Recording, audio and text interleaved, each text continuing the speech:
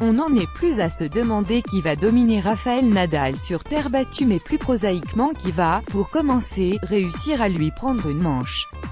Le Majorquin reste sur 42 sets consécutifs remportés sur cette surface.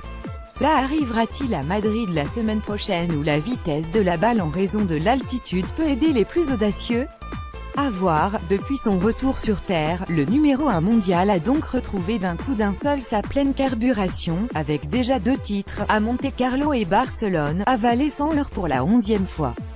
Cette domination sans partage s'appuie, entre autres qualités, sur la capacité de Rafa, unique sans doute dans l'histoire du tennis, à littéralement segmenter chaque point de chacun de ses duels.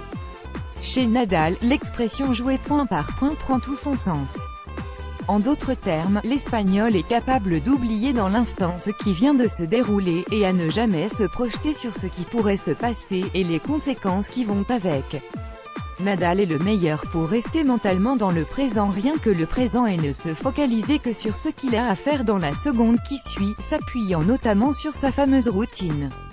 Ce qui est considéré comme beaucoup par des tics, dont on s'est pas mal moqué, est ce qui lui permet de pleinement rester concentré et de chasser ainsi toute pensée parasite.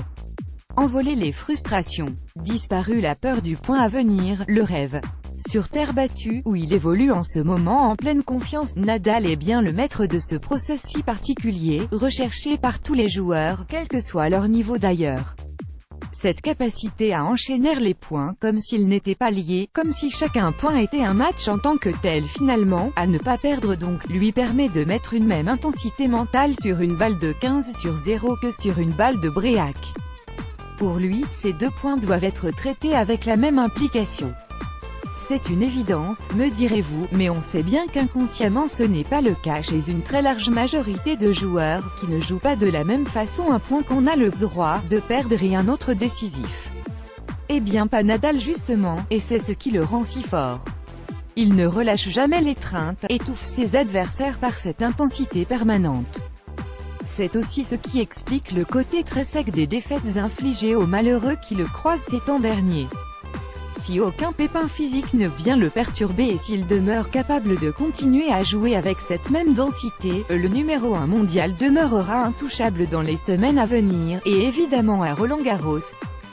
Qu'en fait-il après toutes ces années, à bientôt 32 ans, pour justement encore progresser dans ce domaine si précis mais si précieux? C'est tout le mystère de ce joueur hors norme. Et ce qui le rend